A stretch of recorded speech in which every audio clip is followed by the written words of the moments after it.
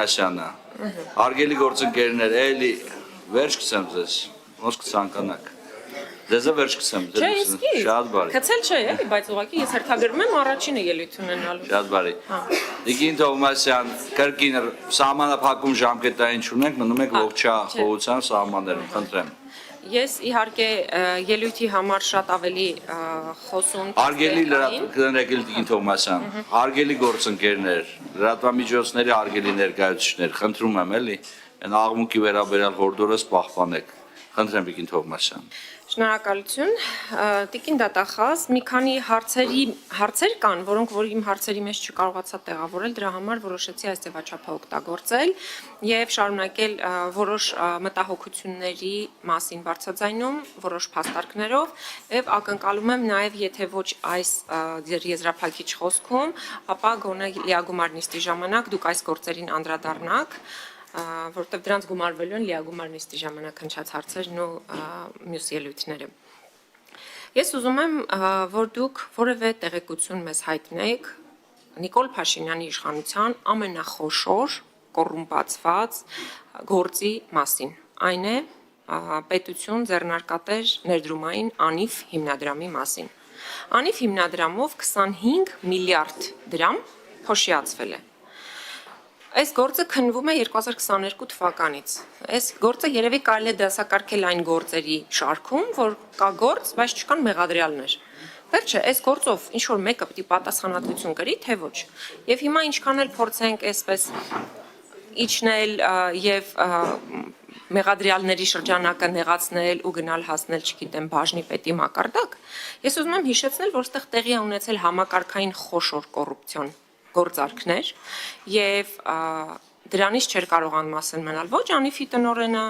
ոչ նրա ղեկավար Նիկոլ Փաշինյանը, որը հպարտանում եւ պարծենում էր 2019 թվականին, որ դարի ամենակարևորագույն մարմինն է ձևավորվել, որը փրկելու է մեզ եւ ներդրումները հոսելու են Հայաստան։ Ներդրումները ոչ միայն չհոսեցին, այլ հպարտ հարկատուների գրպանից 25 միլիարդ դրամ հոդս ցնդեց եւ մենք ունենք նաեւ արբիտրաժում գործ Հայաստանի դեմ Air Arabia-ի մասով եւ նաեւ ուզում եմ հիշեցնել, որ այս կառույցում աշխատել են ուժային կառույցների ներկայացուցիչների հարազատներ, բարեկամներ, ընտանիքի անդամներ, ոստիկանության, դատական համակարգի, դատախազական համակարգի, ԱԱՑ-ի կողմից եղել են ներկայացուցիչներ, որոնք որ ստացել են միլիոնավոր դրամների աշխատավարձեր, հիմա չկա Անիֆը, այդ մարդիկ չկան, բայց անհասկանալի է, թե ինչ ծառայություն էին նրանք ընդհանրապես մատուցում այդ խոշոր աշխատավարձերը ստանալով։ Եվ նաև ուզում եմ խոսենք, ես նախորդ տարի դատախազի տարեկան հաղորդման ժամանակ ձեզ ներկայացրեցի մի փունջ գործեր, որոնք որ առնչվում էին ամենատարբեր մարդկանց, որոնք որ ակնհայտորեն կոռուպցիոն շեշտադրումներ, փաստարկներ էին պարունակում եւ այդ գործերով ես տեղեկություններ չունեմ ինչ է արվել։ Ես ուզում եմ հիշեցնել, որ խոսքը այն մասին էր, որ օրինակ 2022 թվականին պետությունը տրամադրել էր 190 միլիոն դրամ դրամաշնոր ՏՏ ոլորտի ընկերություններին։ Այդ ընկերություններից 4-ը լուծարված էր, այսինքն Ռոբերտ Խաչատրյանը, բարձրագույն տեխնոլոգիաների նախարար, տվել էր 4 ընկերության գումար դրամաշնորային, որոնք չկան, լուծարված են։ Մյուսներն էլ լուծարման գործընթացի մեջ են եղել։ Հիմա ես ուզում եմ հասկանալ այդ 190 միլիոն դրամի հետքերով գնացել եք եւ ինչու են լուծարված ընկերություններին գումարներ տրամադրվել։ Եվ նաեւ ուզում եմ ձեզ նորից հիշեցնել, ես դրա մասին շատ հաճախ եմ խոսում, քաղաքացիական պայմանագիր կուսակցության դրամահավաքների մասին 996 նվիրատուներ կային, որոնց մասին ես իմ ելույթում հնչեցրել եմ, 2 տարի այդ գործերը քննվում են։ Վերջը այդ 996 նվիրատուները ինչու են այդքան շռայլ գտնվել միայն իշխող կուսակցության նկատմամբ եւ գումարներ տրամադրել նրանց նախընտրական կամ որևէ կուսակցական նպատակի համար։ Ընդ որում մամուլում եղան բարձրաձայնումներ, որ շատ քաղաքացիներ ովքեր ում անունով որ փոխանցվել էին այդ գումարները, այդ մարդիկ տեղյակ չէին, որ իրենց անունով ինչ որ փոխանցումներ են արվել ԿՊ-ի հաշիվներին։ Եվ իհարկե եթե այդ հայտարարությունս հիշում եք, այդ հայտարարության մեջ շատ այլ բաներ կային, որոնց որ մի մասին կանդրադառնամ արդեն լիագումար նիստերի շրջանում, ուղղակի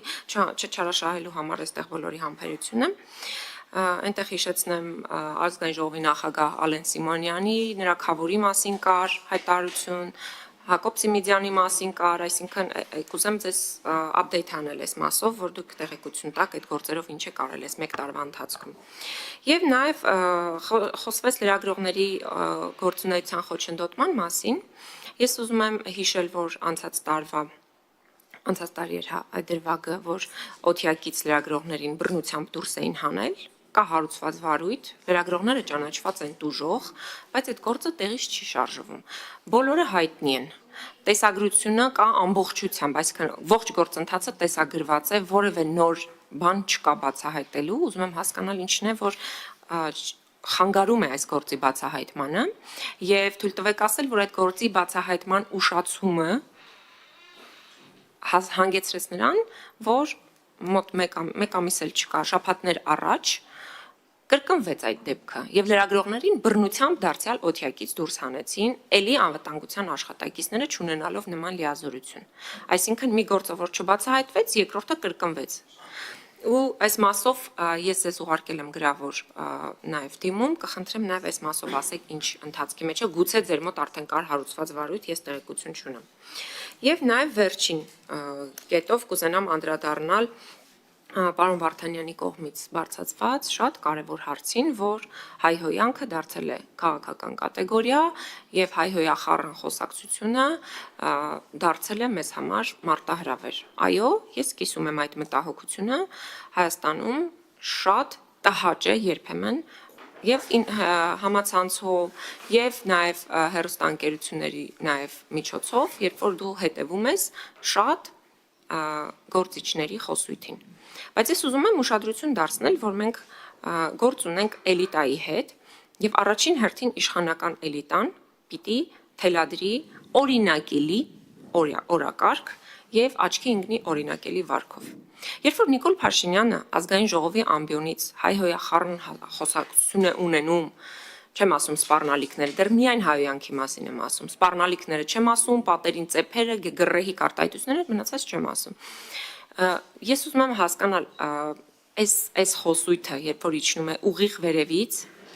ամենաառաջին պատասխանատուից։ Մենք մյուս դաշտի ներկայացուցիչներից կամ ինչպես ասես Տիգրան Հակոբյանը, մյուս խաղացողներից դաշտի, ինչ ակնկալիք ենք ուզում ձևավորել։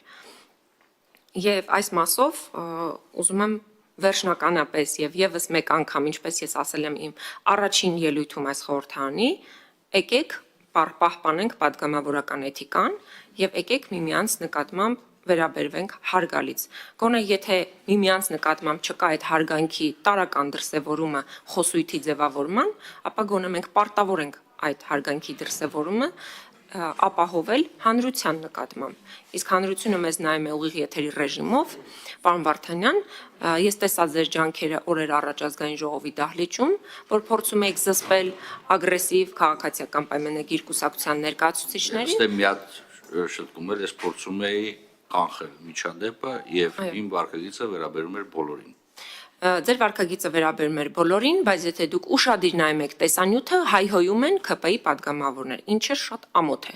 Եվ երբ որ խոսում եք հայհոյանքից, այդ դրա համար եմ ասում, մի անգամ խմբակցության ներսում, չգիտեմ, դուք կուսակցության անդամ եք թե ոչ, կամ կուսակցության ներսում, մի անգամ քննարկեք, ասեք, մենք չենք անելու էլ։ Այդպես հերթով թե բոլոր կուսակցություններն ու խմբակցությունները քննարկեն եւ կհասնենք մենք այն եզրահանգման եւ այն գեղեցիկ ելակետին, որի համար մենք բոլորս պայքարում ենք։ Ի վերջո այդ խոսույթը լսում են բոլորը։ Գիտեք, կա մի հատ ավանդույթ ձևաչափ, էլի։ Իմ խորհրդարանում արգելված է սկզբունքով։ Եկեք բոլոր խմբակցություններով այդ պարագայում, հա, որդեգրենք այս մոտեցումը եւ բոլորս միասին ասենք հայհոյանքը մեր խորհրդարանում արգելված է։ Եվ սա վերաբերում է բոլոր հայհոյանքը եւ վիրավորանքը։ Այո։ որովհետև ես էլ Օրինակ դուք հետևեք Արթուր Հովանեսյանի վարքագծին։ Դուք էլ ես տեսեք։ Դուք հիմա ասեք մեր խմբակցությունից մեկի վարքագիծը, որ Արթուր Հովանեսյանին կնույնացնեք, լավ էլի, պարոն Վարդանյան։ Հայհոյանքը քաղաքացիական պայման։ Ձեր խմբակցությունը մեր հանձնաժողովնիստները երբեք չի ընդհատել եւ երբեք չի խոչընդոտել, որտեղ վերջի 3 տարվա ընթացքում մեկ անգամ դիսուկ հանձնաժողովնիստին չի մասնակցել։ Այս խոսքը փոխանցվում Ես ձեր հանձնաժողովից չեմ, չգիտեմ դժբախտաբար թե բարեբախտաբար, բայց դժբախտաբար եղել է Մարդու իրավունքների հանձնաժողովի նախագահ, որի նիստը խոչընդոտել է ձեր քաղաքացիական պայմանագիր խմբակցության քարտուղարը իր ագրեսիվ վարքաբանությամբ, իր սպառնալիքներով, երբ որ ես ասում եմ սպառնում եք, ասում եմ այո սպառնում եմ, ու դրանից հետո դուք խոսում եք հանդուրժողականությունից, պետք չի։ Ինչ արել։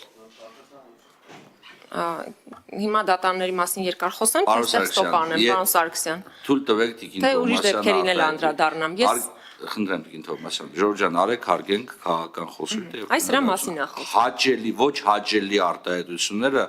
պետք է խորհրդարանի համար ընդունելի լինեն։ Եթե դրանք վիրավորանք կամ զրպարտություն չեն պարունակում, դրա համար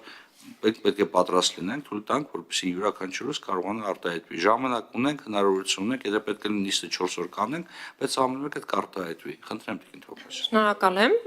Չէ, չեմ կարծում 4 օրվա կարիք լինի, ես ուզում եի ամփոփել իմ խոսքը եւ իմ մեսիջը կարծում եմ բոլորը հասկացան, որովհետեւ ես միշտ խոսել եմ, մշտապես քննադատել եմ իշխանություններին, բայց չեք կարող գտնել մի բառ, մի արտահայտություն, որով ես վիրավորել եմ որևէ մեկին, որով ես որևէ կերպ հանրության բարոյական նորմերը խոչընդոտել եմ։ Եվ ես իմ օրինակով ցույց եմ տալիս, որ այո, չի կարելի ազգային ժողովում պահել ոչ հարիր падգամավորին վարքագիծ դրսևորել եւ ցուցաբերել այնպիսի մոտեցում, որ կարևորը սա էլ ասեմ եւ վերջ, ոչ, կարևորը մենք հանրության հետ լինենք ազնիվ եւ հանրության կողմից լինենք ընկալելի։ Այս սա էր, որ ես ուզում եի ասեմ եւ ուզում եի նաեւ ձեզ էլի վերջում հորդորել, ունեցեք կուսակցության կամ խմբակցության նիստ եւ սկսեք քաղաքական էլիտայի խոսույթի վերաշարադրումը ձեզանից։ Հետո կուրնուսներից արդեն կունենաք ակնկալիքներ։ Եթե այստեղ ես խոսում եմ, հենց այս հանձնաժողովում արդեն չի հանդուրժվում քննադատական խոսքը։ Նաեւ այստեղ։ Բայց ով ասել չի հանդուրժվում։ Դե դուք զսպեցիք ի պատիվ ձեզ։ Շնորհակալություն։